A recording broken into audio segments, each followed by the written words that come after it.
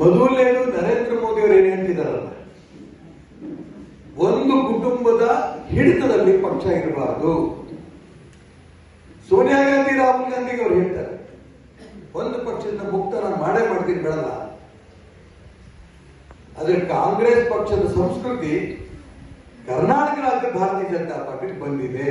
ಮೋದಿಯವರು ಕುಟುಂಬ ರಾಜಕಾರಣವನ್ನು ವಿರೋಧ ಮಾಡ್ತಾರೆ ಅಂತ ಸಂದರ್ಭದಲ್ಲಿ ಕರ್ನಾಟಕ ರಾಜ್ಯದಲ್ಲಿ ಅದೇ ಕುಟುಂಬದ ಕುಟುಂಬದ ಒಂದು ವ್ಯವಸ್ಥೆ ಹಠ ಮಾಡ್ಕೊಳ್ತಾ ಇರೋದಲ್ಲ, ಇದನ್ನ ವಿರೋಧ ಮಾಡಲೇಬೇಕು ಅಂತ ನಿಶ್ಚಯ ಮಾಡಿ ನಾನು ಇವತ್ತು ಚುನಾವಣೆ ಸ್ಪರ್ಧೆ ಮಾಡ್ತಾ ಇದ್ದೇನೆ.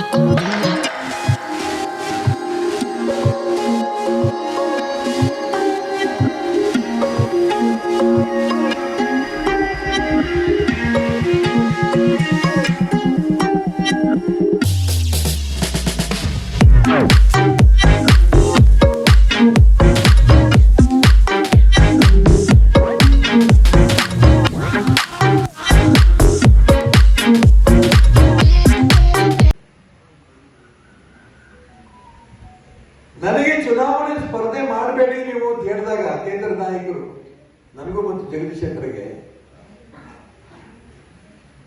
ಯಡಿಯೂರಪ್ಪನವರು ಮತ್ತು ರಾಘು ಇಬ್ರು ಮಾತ್ರ ಅವತ್ತು ಒಂದು ಕುಟುಂಬದಲ್ಲಿ ಇದ್ದವರು. ಅದಾದ ನಂತರ ಮತ್ತೊಬ್ಬ ಮೇಲೆ ಅವಕಾಶ ಮಾಡಿಕೊಟ್ರು. 6 ತಿಂಗಳು ಖಾಲಿ ಇಟ್ಟು ಹಠ ಮಾಡಿ ದೆಹಲಿಗೆ ಹೋಗ್ಬಿಟ್ಟು ಬಂದು ರಾಜ್ಯ ಅಧ್ಯಕ್ಷರು ಕೂಡ ಆ ಕುಟುಂಬದವರೇ ಆದರು.